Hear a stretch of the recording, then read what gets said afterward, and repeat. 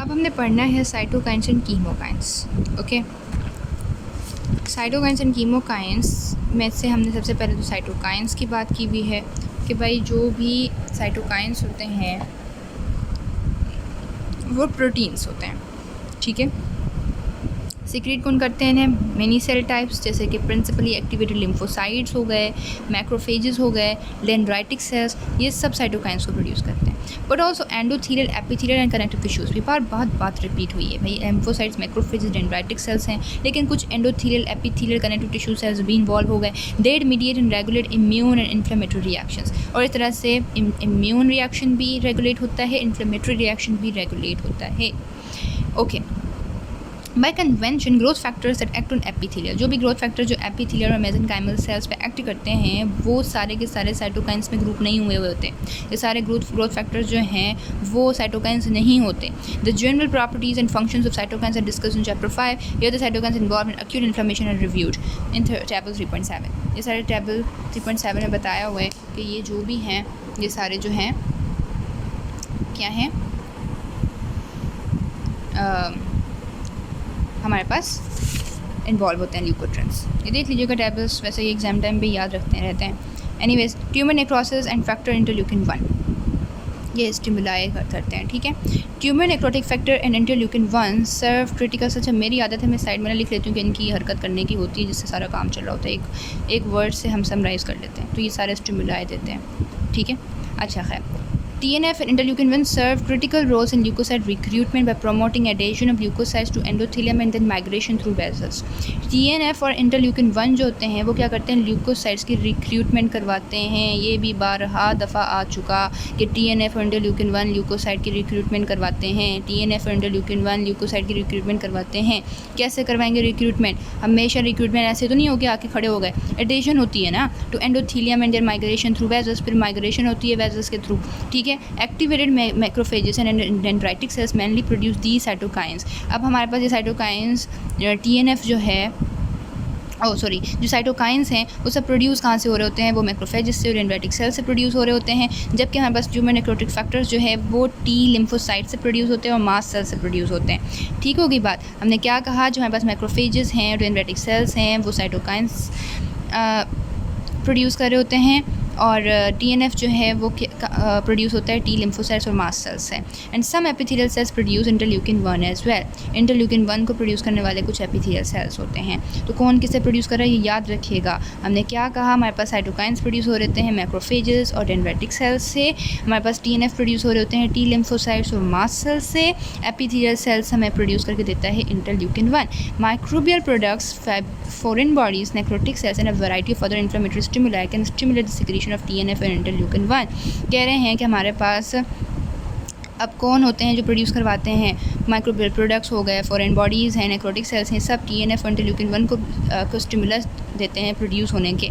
The production of TNF is induced by signals through TLRase and other microbial sensors. जो हमारे पास TNF produce हुए, ठीक है, is induced by, उनको produce किसने करवाया, सिग्नल से प्रोड्यूस करवाया, स्टिमुलाई ने करवाया था, ठीक है, सिग्नल से प्रोड्यूस करवाया। लेकिन वो सिग्नल्स कहाँ से है, TLRase से, टोल लाइक रिसेप्टर्स से, and other microbial sensors. And the synthesis of interleukin 1 is stimulated by the same signals. अब जो हमारे पास इंटरल्यूकिन 1 भी प्रोड्यूस हो रहा है ना, वो भी इन्हें TLRase से प्रोड्यूस हो रहा है, ठीक है। But the generation of the biological activity from the cytokine is dependent on the इन्फ्लेमोसोम।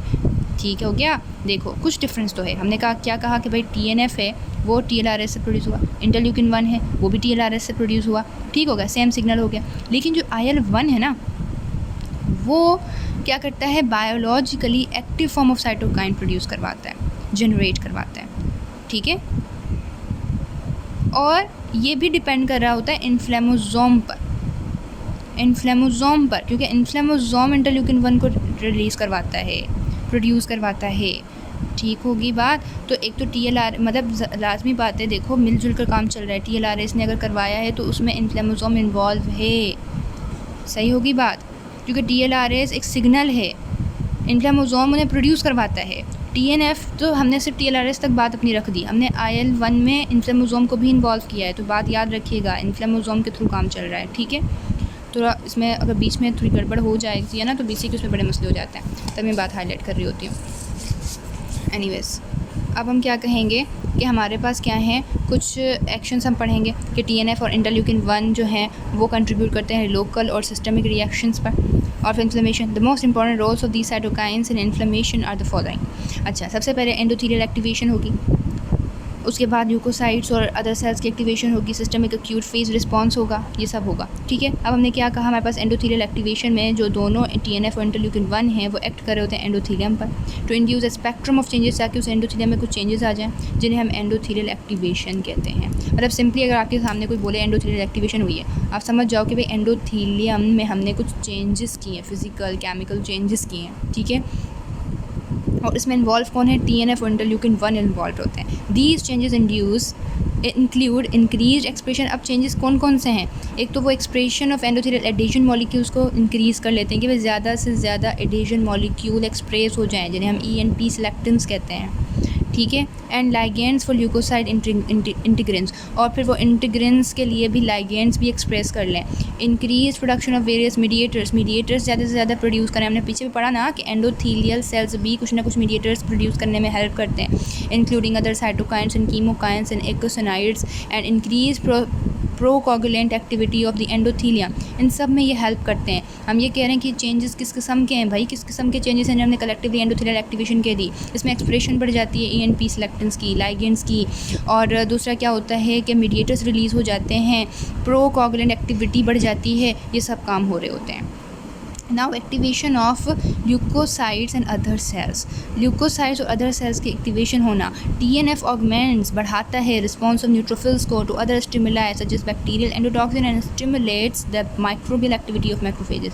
TNF क्या करता है, न्यूट्रोफिल्स के रिस्पॉन्स को बढ़ाता है कि भाई न्यूट्रोफिल्स ज़्यादा से ज़्यादा स्टिमुलस पर रिस्पॉन्स करें। अब कौन से स्टिमुलस, जैसे कि बैक्टीरियल एंडोटॉक्सिन हो गया, एंड स्टिमुलेट करता है माइक्रोबियल एक्टिविटी को TNF ऑफ मैक्रोफेजेस, मतलब मैक्रोफेजेस भी क्या करें, ज़्यादा ज़्यादा एक्टिव रहें और न्यूट्रोफिल्स भी ज़्यादा ज़्यादा रिस्पॉन्स करें। इन सबको ये करवाता है। ठीक है, कौन करवाता है, TNF। जबकि हम इंटरल्यूकिन 1 की बात करें तो वो एक्टिवेट करता है फाइब्रोब्लास्ट को।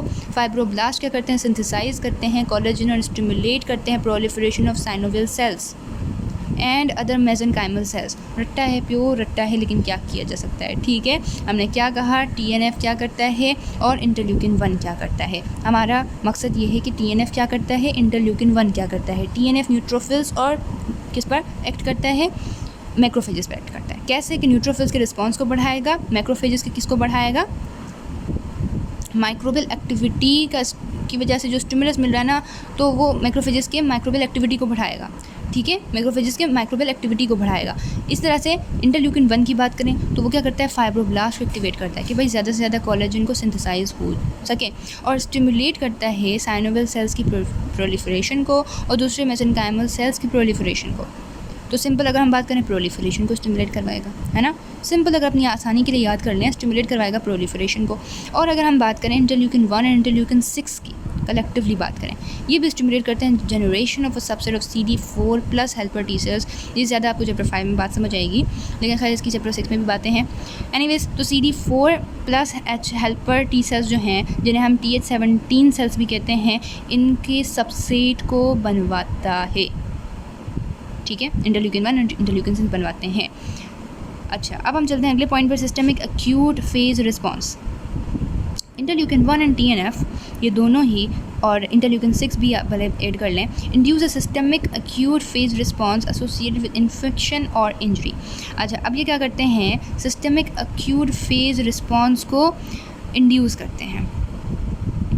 अब सिस्टमिक एक्यूट फेज रिस्पॉन्स का क्या मतलब हुआ, कि मतलब जिसमें सिस्टम, पूरी बॉडी का कोई सिस्टम इन्वॉल्व हो जाए, जैसे हार्ट का सिस्टम इन्वॉल्व हो जाए, किडनी का इन्वॉल्व हो जाए, लिवर का इन्वॉल्व हो जाए। ठीक हो गया, उसमें सर्कुलेशन वगैरह सब आ गई, उसमें एक ऑर्गन आ गया, पूरा सिस्टम इन्वॉल्व हो गया ना। एसोसिएटेड विद इन्फेक्शन, वो हुआ क्यों है, किसी इन्फेक्शन या इंजरी की वजह से, इंक्लूडिंग फीवर, उसमें फीवर भी होता है। ठीक है, they also इम्प्लिकेटेड in the pathogenesis. ये सिस्टमिक एक्यूट फेज रिस्पॉन्स के अंदर इंटरल्यूकिन 1 और TNF और IL-6 थे, तो जाहिर सी बात है वो पैथोजेनेसिस को भी इम्प्लिकेट करेंगे ना, पूरे प्रोसेस को इम्प्लिकेट करेंगे of the systemic inflammatory response. ठीक होगी बात।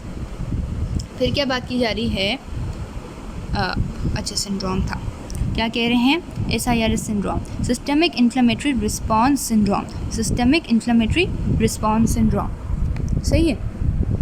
Resulting from disseminated bacterial infection. अब ये हो क्यों रहा है? देखो हमने ये कहा ना, ये सेकेंडरी इफेक्ट होता है, किसी भी इन्फेक्शन, किसी भी इंजरी की वजह से हुआ है ये सिस्टमिक एक्यूट फेज रिस्पॉन्स। तो इसमें होता क्या है कि ये TNF, IL-1, IL से ये सब सिस्टमिक इन्फ्लेमेटरी रिस्पॉन्स सिंड्रोम के पैथोजेनेसिस को इम्प्लिकेट कर रहे होते हैं। और ये हो क्यों रहा है? किसी बैक्टीरियल इन्फेक्शन जैसे कि सेप्सिस की वजह से हो गया है, कोई और सीरियस कंडीशन थी, ठीक है। अब हमने कहा कि हमारे पास TNF रेगुलेट करता है, क्या करता है? एनर्जी बैलेंस को। चौथा पॉइंट आ गया, ठीक है। TNF क्या करता है? रेगुलेट करता है एनर्जी बैलेंस को by promoting lipid and protein catabolism and by suppressing appetite. अब देखो TNF एनर्जी को बैलेंस कर रहा है ना, अब एनर्जी हमारे कुछ ना कुछ खाने पीने से भी होगी,